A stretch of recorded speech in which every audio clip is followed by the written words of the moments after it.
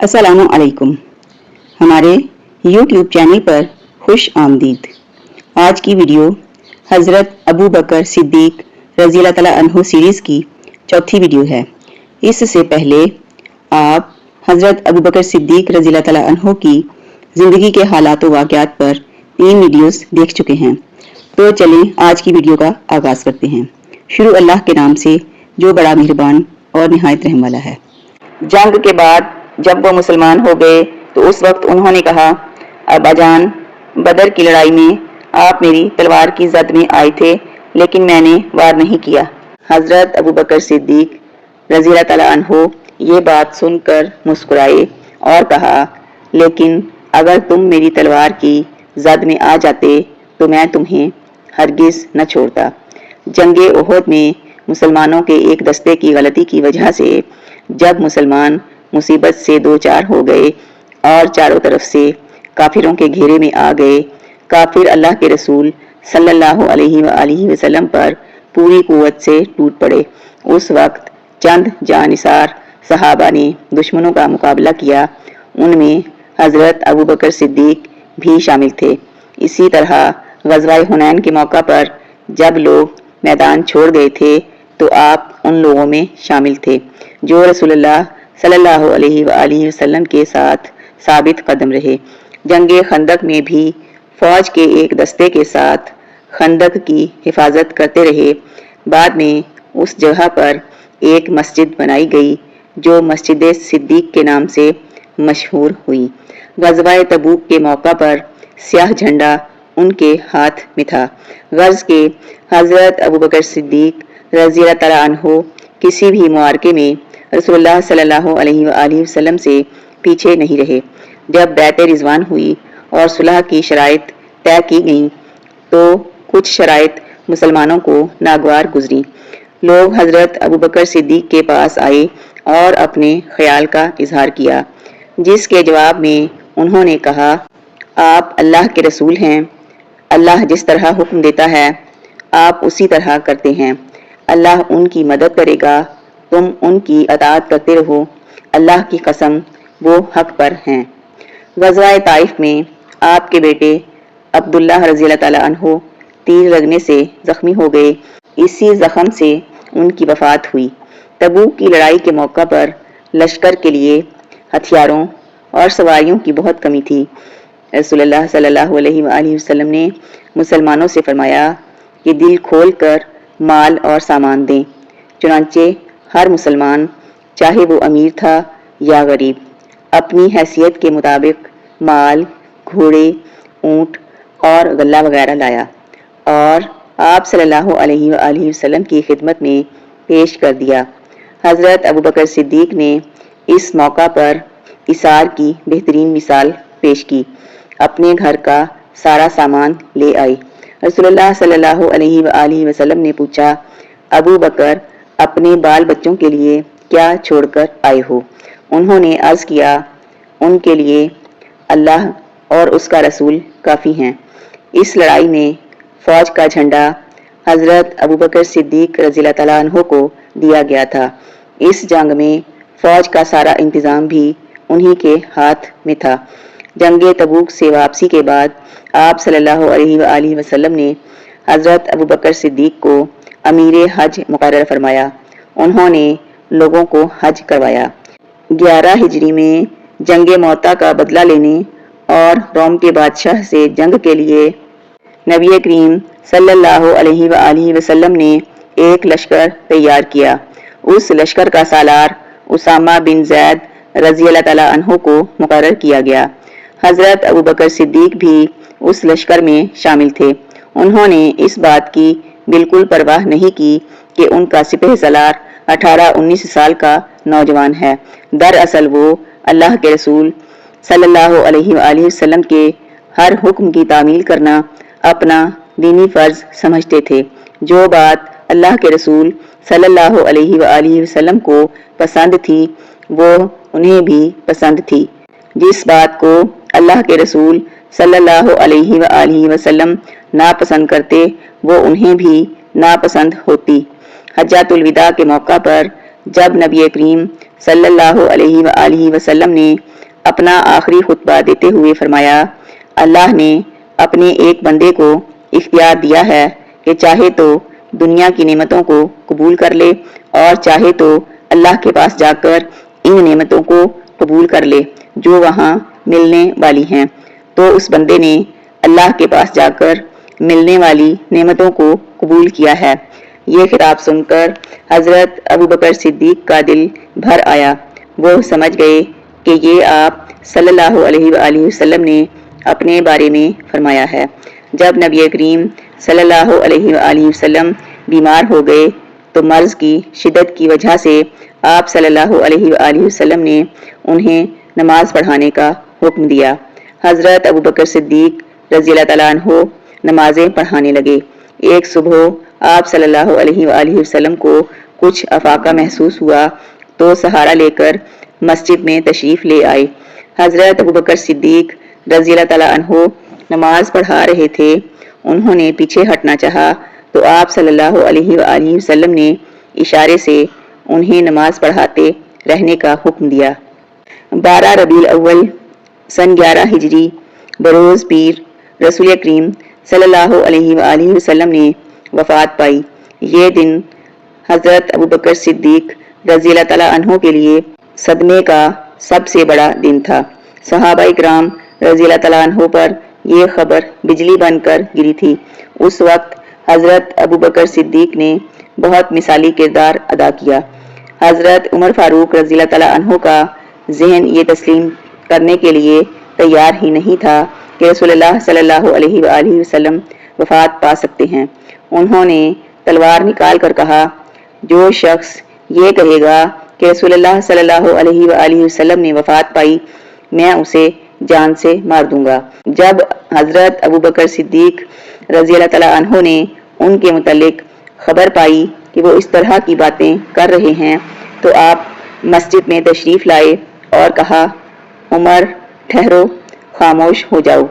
پھر آپ نے لوگوں کے سامنے تقریر کی، لوگوں، جو شخص تم میں سے محمد صلی اللہ علیہ وآلہ وسلم کی عبادت کرتا تھا وہ جان لے کہ محمد صلی اللہ علیہ وآلہ وسلم وفات پا چکے ہیں، اور جو اللہ تعالیٰ کی عبادت کرتا تھا تو وہ سن لے کہ اللہ تعالیٰ زندہ ہے، وہ کبھی نہیں فوت ہوگا۔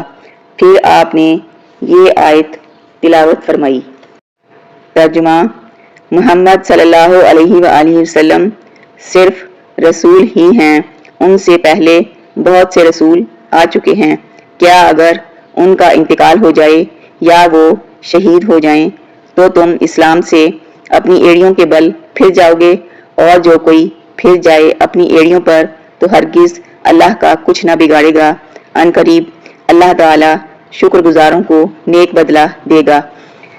سیدنا ابو ہریرہ رضی اللہ تعالیٰ عنہ فرماتے ہیں، اللہ کی قسم اس وقت ایسی صورتحال تھی کہ گویا لوگوں کو معلوم ہی نہیں کہ یہ آیت نازل ہو چکی ہے۔ خود سیدنا عمر رضی اللہ تعالیٰ عنہ فرماتے ہیں، اللہ کی قسم جب میں نے حضرت ابوبکر صدیق سے اس آیت کو سنا تو میں زمین پر بیٹھ گیا۔ میں نے جان لیا کہ رسول اللہ صلی اللہ علیہ وآلہ وسلم وفات پا چکے ہیں۔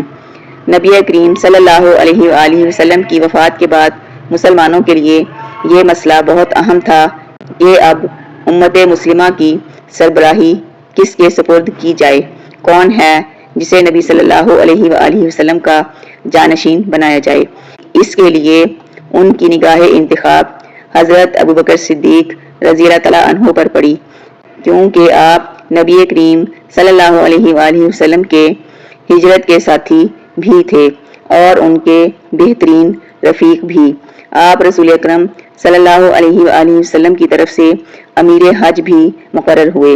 حضرت ابوبکر صدیق نے نبی کریم صلی اللہ علیہ وآلہ وسلم کی زندگی ہی میں آپ صلی اللہ علیہ وآلہ وسلم کی جگہ نماز میں امامت بھی فرمائی۔ انہی باتوں کے پیش نظر مسلمانوں نے متفقہ طور پر آپ کو خلیفہ منتخب کر لیا۔ خلیفہ بننے کے بعد حضرت ابوبکر صدیق نے اپنا پہلا خطبہ دیتے ہوئے کہا، لوگوں، اللہ کی قسم میں نے کبھی تمہارا امیر بننے کی خواہش نہیں کی، تم نے مجھ پر ایک ایسا بوجھ ڈال دیا ہے جس کے اٹھانے کی طاقت میں اپنے اندر نہیں پاتا اور اللہ کی مدد کے بغیر اس کو سنبھال نہیں سکتا۔ لوگوں، مجھے تمہارا خلیفہ بنایا گیا ہے اور میں تم سے بہتر نہیں ہوں۔ اگر میں اچھے کام کروں تو میری مدد کرنا اور اگر میں غلطی کروں تو مجھے درست کر دینا۔ یاد رکھو، سچائی امانت ہے اور جھوٹ خیانت۔ تم میں سے جو کمزور ہے وہ میرے نزدیک طاقتور ہے، یہاں تک کہ میں اس کا حق دلوا دوں، اور تم میں سے جو طاقتور ہے وہ میرے نزدیک کمزور ہے، یہاں تک کہ میں اس سے دوسروں کا حق وصول کر لوں۔ جو قوم اللہ تعالیٰ کی راہ میں جہاد کو ترک کر دیتی ہے، اللہ تعالیٰ اس پر ذلت مسلط کر دیتا ہے، اور جس قوم میں بے حیائی پھیل جاتی ہے اس پر اللہ کا عذاب نازل ہوتا ہے۔ جب تک میں اللہ اور اس کے رسول صلی اللہ علیہ وآلہ وسلم کی اطاعت کرتا رہوں تم میری اطاعت کرو، اور جب میں اللہ اور اس کے رسول کی نافرمانی کروں تو تم پر میرا حکم ماننا فرض نہیں۔ اب نماز کے لیے کھڑے ہو جاؤ، اللہ تم پر رحم فرمائے۔ اس طرح حضرت ابوبکر صدیق مسلمانوں کے پہلے خلیفہ بنے۔ خلیفہ بننے کے بعد انہوں نے جو حکم جاری کیا اس سے نہ صرف ان کی بصیرت اور دانائی ظاہر ہوتی تھی، بلکہ ان کے اس فیصلے نے ملت اسلامیہ کو انتشار اور وسوسوں سے نکال کر مضبوط بنیادوں پر لا کھڑا کیا۔ نبی کریم صلی اللہ علیہ وآلہ وسلم نے اسامہ بن زید رضی اللہ تعالیٰ عنہ کی سالاری میں جو لشکر ملک شام بھیجنے کے لیے تیار کیا تھا وہ ابھی تک روانہ نہیں ہوا تھا۔ حضرت ابوبکر صدیق رضی اللہ تعالیٰ عنہ نے اس لشکر کو جانے کا حکم دیا۔ اسی دوران میں یہ خبریں آنے لگیں کہ بہت سے قبیلے مرتد ہو گئے ہیں، یعنی اسلام سے پھر گئے ہیں۔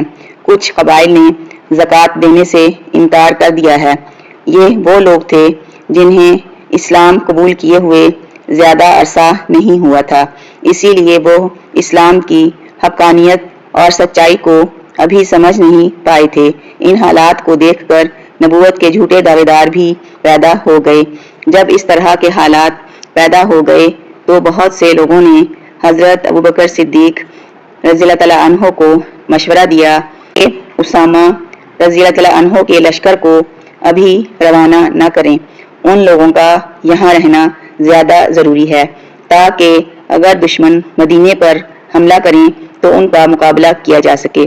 ان مشورہ دینے والوں میں حضرت عمر رضی اللہ تعالیٰ عنہ بھی شامل تھے، لیکن حضرت ابوبکر صدیق نے اپنی نرم مزاجی کے باوجود اس معاملے میں سخت موقف اختیار کیا اور فرمایا، اللہ کی قسم، اگر مدینہ اس طرح آدمیوں سے خالی ہو جائے کہ درندے اور کتے مجھے پھاڑ کھائیں، تب بھی میں اس لشکر کو شام جانے سے نہیں روکوں گا جس کو رسول اللہ صلی اللہ علیہ وآلہ وسلم نے شام جانے کا حکم فرمایا تھا۔ جب صحابہ کرام نے ان کو اپنے ارادے میں مضبوط دیکھا تو مشورہ دیا کہ لشکر کا سپہ سالار عمر اسامہ رضی اللہ تعالیٰ عنہ کی جگہ کسی تجربہ کار اور عمر رسیدہ صحابی کو بنا دیا جائے۔ یہ سن کر حضرت ابوبکر صدیق کو غصہ آ گیا۔ انہوں نے فرمایا، یہ تم کیسا مشورہ دے رہے ہو؟ جس شخص کو رسول اللہ صلی اللہ علیہ وآلہ وسلم نے لشکر کا امیر بنایا، میں اس کی جگہ کسی اور کو امیر مقرر کر دوں، ایسا ہرگز نہیں ہوگا۔ چنانچہ اسامہ بن زید رضی اللہ تعالیٰ عنہ کا لشکر تیار کیا گیا۔ اس لشکر کو رخصت کرنے کے لیے حضرت ابوبکر صدیق خود مدینے کے باہر تک انہیں چھوڑنے گئے۔ رخصت کرتے ہوئے کیفیت یہ تھی کہ اسامہ رضی اللہ تعالیٰ عنہ گھوڑے پر سوار تھے اور حضرت ابوبکر صدیق ان کے ساتھ پیدل چل رہے تھے۔ اسامہ رضی اللہ تعالیٰ عنہ نے ان سے گزارش کی، رسول اللہ صلی اللہ علیہ وآلہ وسلم کے خلیفہ، یا تو آپ بھی گھوڑے پر سوار ہو جائیں یا مجھے گھوڑے سے اتر کر پیدل چلنے دیں۔ حضرت ابوبکر صدیق رضی اللہ تعالیٰ عنہ نے فرمایا، نہ تو میں سوار ہوں گا نہ تمہیں گھوڑے سے اترنے دوں گا۔ اگر کچھ دیر کے لیے میرے قدموں پر اللہ کی راہ کا غبار پڑ جائے تو اس سے میری شان میں کوئی کمی نہیں آ جائے گی۔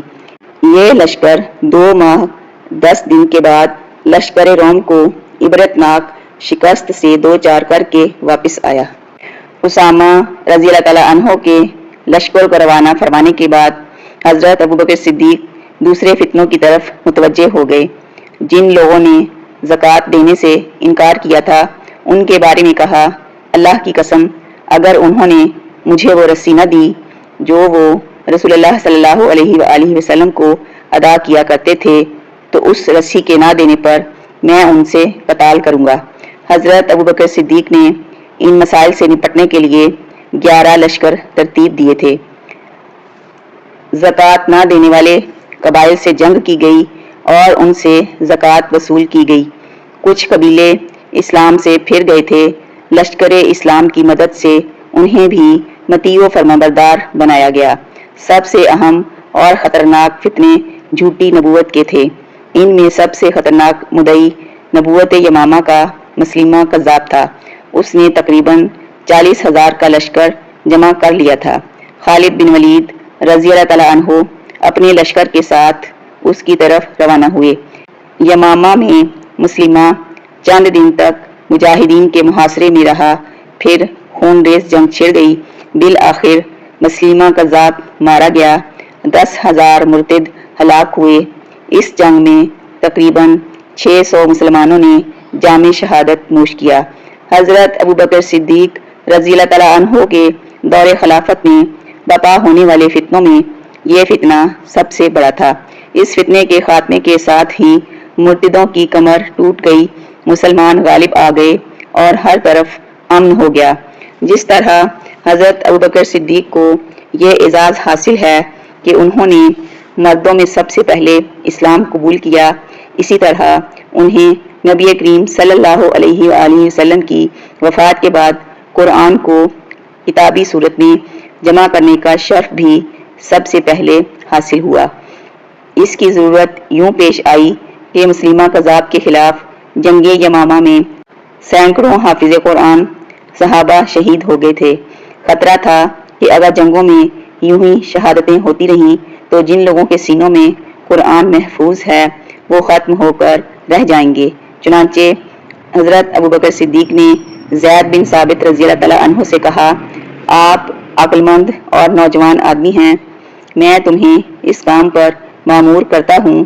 آپ رسول اللہ صلی اللہ علیہ وآلہ وسلم کے لیے وحی لکھتے رہے ہیں، لہٰذا آپ قرآن کریم کے حصے تلاش کریں اور جمع کریں۔ زید رضی اللہ تعالیٰ عنہ نے کھجور کی شاخوں، پتھر کی سلوں، لوگوں کے سینوں، چمڑوں اور ہڈیوں پر لکھا ہوا قرآن جمع کیا۔ حضرت ابوبکر صدیق کی زندگی میں یہ قرآن ان کے پاس رہا، پھر حضرت عمر فاروق رضی اللہ تعالیٰ عنہ کے پاس رہا اور ان کے بعد ان کی بیٹی ام المومنین حفصہ بنت عمر رضی اللہ تعالیٰ عنہ کے پاس آیا۔ اندرونی مسائل پر قابو پانے کے بعد آپ ایران اور روم کی طرف متوجہ ہوئے۔ اس وقت دنیا کی بڑی طاقتیں یہی تھیں۔ ایران کے لوگ آگ کے پجاری تھے اور اہل روم عیسائی تھے، لیکن دونوں ہی اسلام اور مسلمانوں کے سخت دشمن تھے۔ رسول اللہ صلی اللہ علیہ وآلہ وسلم نے اپنی زندگی مبارک میں آس پاس کے ملکوں کے سربراہوں کے نام خطوط روانہ فرمائے تھے، جس میں انہیں اسلام قبول کرنے کی دعوت دی گئی تھی۔ ایران کے بادشاہ خسرو پرویز نے آپ صلی اللہ علیہ وآلہ وسلم کا خط پھاڑ کر پرزے پرزے کر دیا تھا۔ آپ صلی اللہ علیہ وآلہ وسلم نے فرمایا تھا، اللہ اس کے ملک کے ٹکڑے ٹکڑے کر دے گا۔ پھر خسرو پرویز کے بیٹے نے اسے قتل کر ڈالا۔ اس کے بعد ایرانی آپس میں لڑنے لگے۔ اسی دوران حضرت ابوبکر صدیق خلیفہ بن گئے۔ انہوں نے خالد بن ولید رضی اللہ تعالیٰ عنہ کو لشکر دے کر ایران کی طرف روانہ کیا۔ ان کے اہل ایران کے ساتھ 15 معرکے ہوئے، ان سب میں انہوں نے کامیابی حاصل کی۔ روم کی طرف 4 لشکر روانہ کیے گئے۔ ان کے سپہ سالار یزید بن ابی سفیان، شرجیل بن حسنہ، ابو عبیدہ بن جراح اور عمرو بن عاص رضی اللہ تعالیٰ عنہ تھے۔ ان لشکروں میں مجاہدین کی تعداد تقریباً 27,000 تھی۔ یہ لشکر 4 مختلف راستوں سے روم پر حملہ آور ہوئے۔ بعد میں خالد بن ولید رضی اللہ تعالیٰ عنہ بھی ان سے آن ملے۔ اجنادین کے مقام پر زبردست معرکے کے بعد رومی لشکر کو شکست کا سامنا کرنا پڑا۔ اجنادین کے مقام پر شکست کھا کر رومی یرموک میں جمع ہو گئے۔ وہاں بھی زبردست جنگ ہوئی۔ یہ لڑائیاں ابھی جاری تھیں کہ حضرت ابوبکر صدیق رضی اللہ تعالیٰ عنہ بیمار ہو گئے۔ حضرت عمر رضی اللہ تعالیٰ عنہ ان کی جگہ نمازیں پڑھانے لگے۔ جب بیماری نے شدت اختیار کی تو حضرت ابوبکر صدیق نے وصیت فرمائی، میرے بعد عمر خلیفہ ہوں گے۔ یہ وصیت سن کر صحابہ نے کہا، آپ نے عمر رضی اللہ تعالیٰ عنہ کو خلیفہ بنا دیا، حالانکہ ان کے مزاج میں بہت سختی ہے۔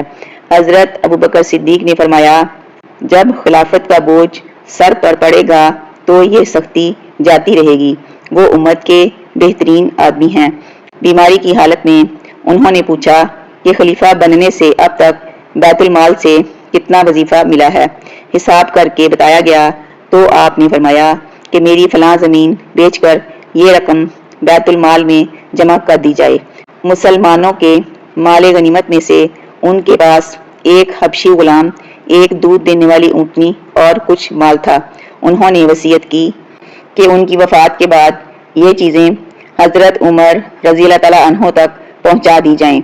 پھر انہوں نے وصیت کی کہ میری قبر رسول اللہ صلی اللہ علیہ وآلہ وسلم کے پاس بنانا۔ اپنے کفن کے بارے میں انہوں نے کہا، میری ان دونوں چادروں کو دیکھنا، جب میں فوت ہو جاؤں تو ان کو دھونا اور مجھے انہی چادروں کا کفن دینا، اس لیے کہ نئے کپڑے کی میت کی نسبت زندہ شخص کو زیادہ ضرورت ہے۔ پھر فرمایا، نبی کریم صلی اللہ علیہ وآلہ وسلم کی وفات کس دن ہوئی تھی؟ جواب ملا، پیر کو۔ فرمایا، آج پیر ہے، مجھے امید ہے میری وفات بھی آج ہی ہوگی۔ سیدہ عائشہ رضی اللہ تعالیٰ عنہا بیان کرتی ہیں کہ جب حضرت ابوبکر صدیق پر موت کا عالم طاری ہوا تو میں نے قول حاتم سے ایک بات کہی، جب موت کے وقت حلق میں سانس گھٹ جاتی ہے اور اس کی وجہ سے سینہ یعنی دل تنگ پڑ جاتا ہے تو اس وقت مال و دولت کسی کے کچھ کام نہیں آتا۔ حضرت ابوبکر صدیق نے یہ سن کر فرمایا، پیاری بیٹی، آپ ایسے نہ کہیں، بلکہ کہیں موت کی سختی حق کے ساتھ آ پہنچی، یہی وہ چیز جس سے تو بھاگتا تھا۔ 22 جمادی الثانی ہجرت کے 13ویں سال پیر کے دن آپ اس دنیا سے رخصت ہو گئے۔ وفات کے وقت آپ کی عمر 63 سال تھی۔ آپ 2 سال 3 ماہ اور 11 دن خلیفہ رہے۔ حضرت ابوبکر صدیق رضی اللہ تعالیٰ عنہ پیشے کے لحاظ سے تاجر تھے، اسی بنا پر آپ نے شہرت پائی۔ آپ خوش اخلاق، ایماندار اور اپنے معاملات کو ہمیشہ بہتر رکھنے والے تھے۔ خلیفہ بننے کے اگلے روز جب وہ کندھے پر کپڑے کے تھان رکھ کر بیچنے کے لیے بازار کی طرف نکلے تو حضرت عمر رضی اللہ تعالیٰ عنہ نے عرض کی، اگر آپ تجارت کرتے رہے تو مسلمانوں کے کام کون سر انجام دے گا؟ چنانچہ مسلمانوں کے آپس کے مشورے کے بعد آپ کا وظیفہ مقرر ہوا۔ یہ بھی اتنا تھا جتنا عام آدمی کا خرچ ہوتا ہے۔ جب وفات ہوئی تو حضرت عائشہ رضی اللہ تعالیٰ عنہا فرماتی ہیں، جب میرے والد فوت ہوئے تو ہم نے دیکھا کہ ان کے پاس ایک غلام تھا اور ایک اونٹ تھا جس پر باغ کی آبپاشی کے لیے پانی لایا جاتا تھا۔ بس ان کی وصیت کے مطابق ہم نے یہ دونوں چیزیں حضرت عمر رضی اللہ تعالیٰ عنہ کو بھیج دیں۔ حضرت عمر رضی اللہ تعالیٰ عنہ انہیں دیکھ کر رو پڑے اور فرمایا، اللہ ابوبکر صدیق پر رحم فرمائے، انہوں نے اپنے بعد میں آنے والے کو سخت مشکل میں ڈال دیا ہے۔ حضرت ابوبکر صدیق کو عبادت کا بہت شوق تھا۔ وہ دن کو روزہ رکھتے اور رات کو قیام کرتے، تلاوت کرتے وقت اتنا روتے کہ ان کی داڑھی تر ہو جاتی۔ پرہیزگاری ان کا وصف تھا۔ ایک دن آپ کا ایک غلام کھانے کی کوئی چیز لایا، آپ نے اس میں سے کچھ کھا لیا، لیکن کھانے کے بعد غلام کو کچھ خیال آیا تو اس نے آپ سے پوچھا، آپ کو معلوم ہے آپ نے جو کھایا ہے وہ کہاں سے آیا ہے؟ آپ نے فرمایا، بتاؤ کہاں سے آیا ہے؟ اس نے بتایا، زمانہ جاہلیت میں ایک شخص نے مجھ سے کچھ منتر پڑھوایا تھا، یہ اس کی اجرت ہے۔ یہ سن کر حضرت ابوبکر صدیق نے اپنا ہاتھ منہ میں ڈالا اور جو کچھ پیٹ میں گیا تھا پیر کے ذریعے سب کچھ باہر نکال دیا۔ خلیفہ بننے کے بعد بھی آپ لوگوں کے کام اسی طرح کرنے کی کوشش کرتے تھے جیسے پہلے کرتے تھے۔ ارد گرد کے قبائل کی بچیاں اپنی بکریاں ان کے پاس لاتی تھیں تاکہ وہ ان کا دودھ نکال دیں۔ بعد میں بھی یہ معمول جاری رہا۔ آپ نے ہمیشہ لوگوں کو نیکی کی تلقین کی اور برائیوں سے منع کیا۔ آپ کو غصہ بہت کم آتا تھا، آپ اکثر غصہ ضبط کر جاتے تھے۔ اللہ تعالیٰ نے مومنوں کی تعریف کرتے ہوئے فرمایا ہے، اور اپنے رب کی بخشش کی طرف اور جنت کی طرف دوڑ جس کی چوڑائی آسمانوں اور زمین کے برابر ہے، جو پرہیزگاروں کے لیے تیار کی گئی ہے۔ جو لوگ آسانی میں اور سختی کے موقع پر بھی اللہ کے راستے میں خرچ کرتے ہیں، غصے پر ضبط کرنے والے اور لوگوں سے درگزر کرنے والے ہیں، اللہ ان نیک لوگوں سے محبت کرتا ہے۔ ابو برزہ رضی اللہ تعالیٰ عنہ بیان کرتے ہیں، حضرت ابوبکر صدیق ایک آدمی پر بہت سخت ناراض ہوئے، حتیٰ کہ آپ کا رنگ تبدیل ہو گیا۔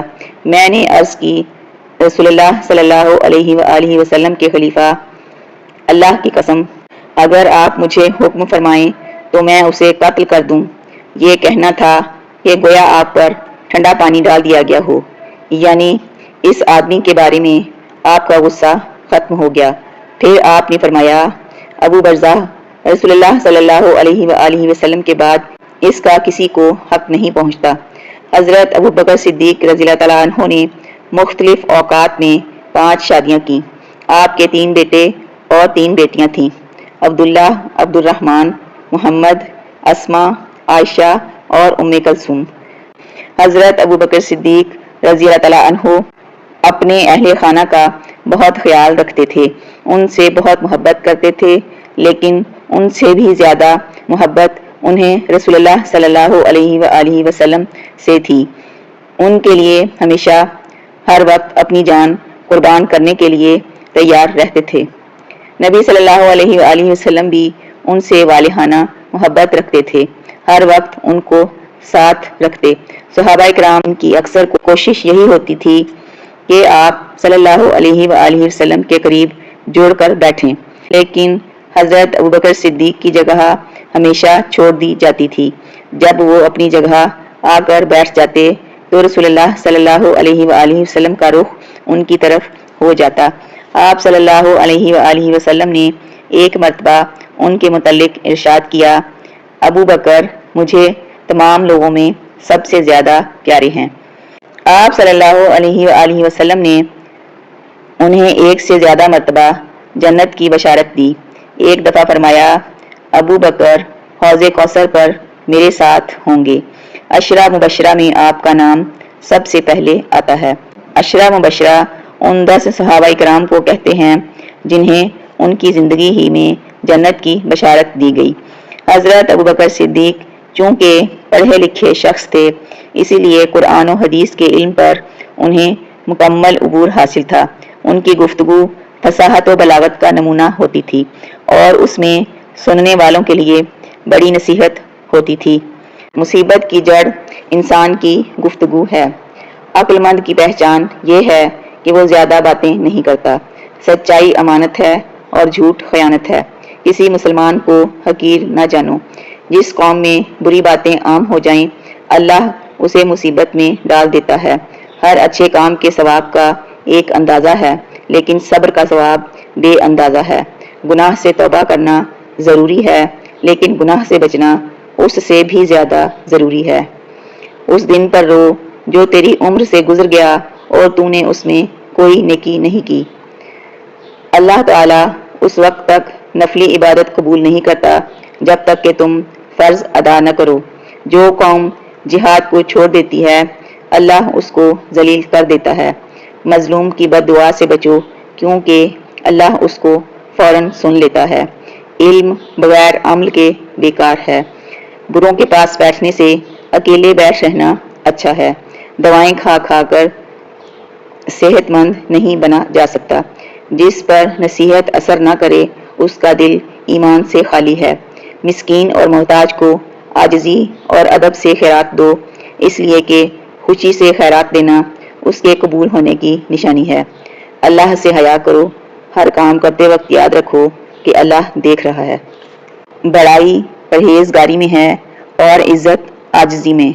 آپس میں بھائی بھائی بن کر رہو جیسا کہ تمہیں اللہ نے حکم دیا ہے۔ ایک دوسرے سے تعلق مت توڑو، کسی سے حسد نہ کرو اور نہ ہی کسی کے خلاف دل میں کینہ رکھو۔